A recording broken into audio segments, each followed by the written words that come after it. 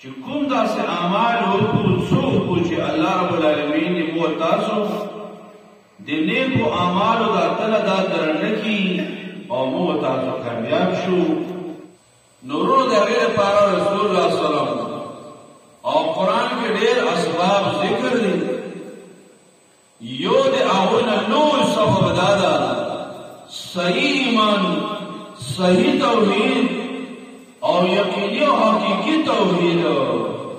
دا د انسان د اعمالو د نیک اعمالو ته ډېره درنه وي چې کله انسان په توحید باندې ځکه چې توحید او ایمان نه وي نو بیا اعمال برباد دي، بیا صدقه برباد ده، زکات برباد ده، حج برباد ده، هر یو عمل برباد ده.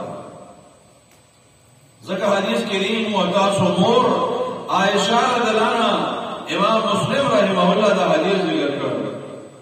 د رسول الله صلی الله علیه وسلم د مخکې جاهلیت زمانه کې یو سړی تیر شوی و، عبدالله ابن جدعان، دا ډېر زیات سخي سړی و.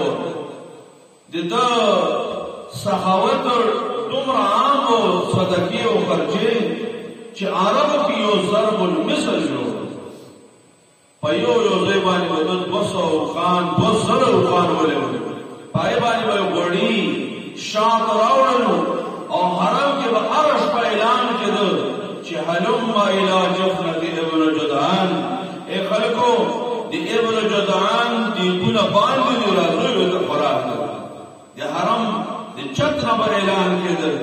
ډېر زیات سخاوت و.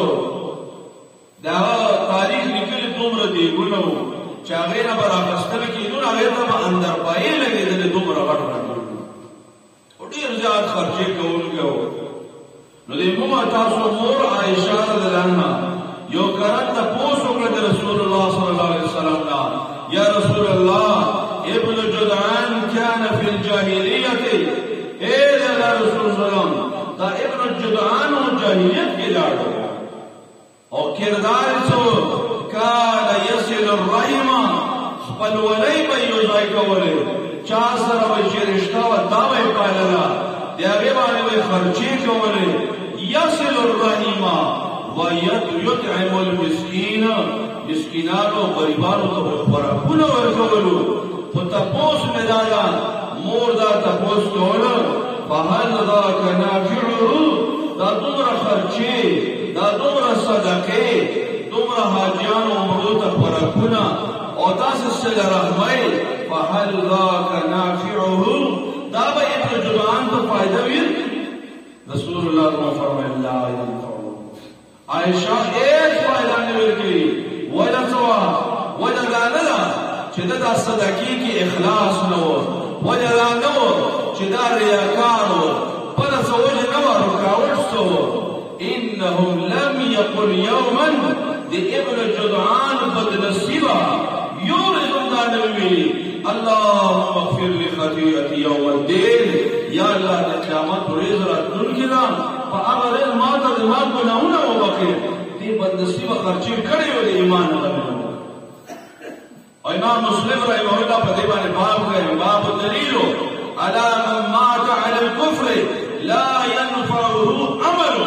په دې باندې دلیل دا باب په دې کې دا حدیث ذکر کېږي علی من مات علی الکفر، چې یو سړي کې ایمان نه وي، توحید نه وي او ده ایمان را نه وړل او دی مړ شو، لا ينفعه عمل، یو عمل هم درته فایده نه کوي. دا ډېره لویه ګمراهي ده چې یو سړی پرې ځان وکړوي او یو سړی عمل وکړي او فایده ورته هېڅ میلاو نه شي، نو دا ډېره لویه ګمراهي ده.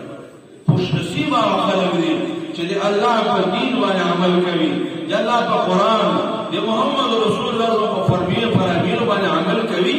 دا خلکو ته به الله اعمال کوي، دا خلکو ته الله تلې درنوي.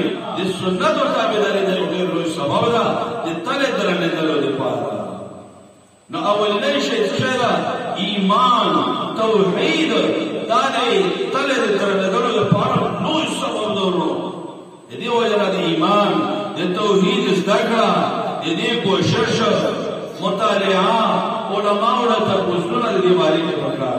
توحید دا ډېر مضبوطول غواړي چې دا مضبوط شو شو د دې سړي تله بدلېږي دا خوش نصیبه انسان دویم هغه څه چې هغه د انسان د اعمالو تله درنوي هغه اتباع الحق دا د حق تابعداري ګوره مونږ چې دې ته نه ګورو چې دا کې د مونږ پارټي نشته دې کې د مونږ استاد نشته دې کې د مونږ کلی نشته دې کې د مونږ علاقه نشته دې کې د مونږ ورور عزیز نشته نه بس چې مونږ دا عقیده ولرو چې حق څو وي بس د هغې سره ملګرتیا کول دې ته اتباع الحق ویل شي چې چا داسې عقیده جوړه کړه طرز عمل جوړ کړه د اعمالو تله بدله معالي والتنزيل مشهور تفسير ده فراء بغوي رحمه الله فرمائي عثمان رضي الله عمر رضي الله ابو بکر رضي الله وصیت کړو بتوي انما ثقلت موازين من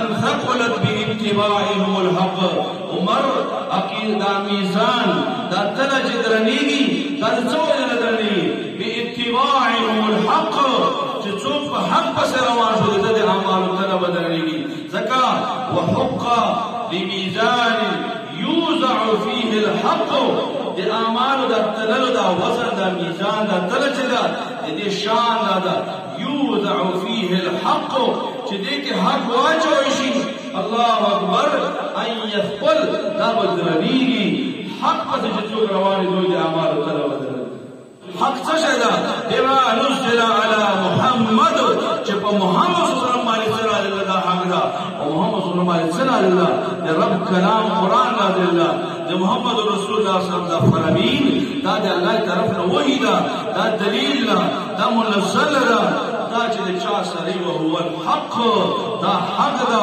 رب العالمین فرمایي چې دا څوک تاسو کوي كفر عنهم سيئاتهم رب دې دوی ګناهونه هغه ختم کی چې ګناه ختم شي نیک اعمال بالفضل لسته کوي ته کامیاب ځکه چې ګناه ختم شول د اخبط درې کې اثبات شول كفر عنهم سيئاتهم واصلح بالهم الله دې دوی حالت کوي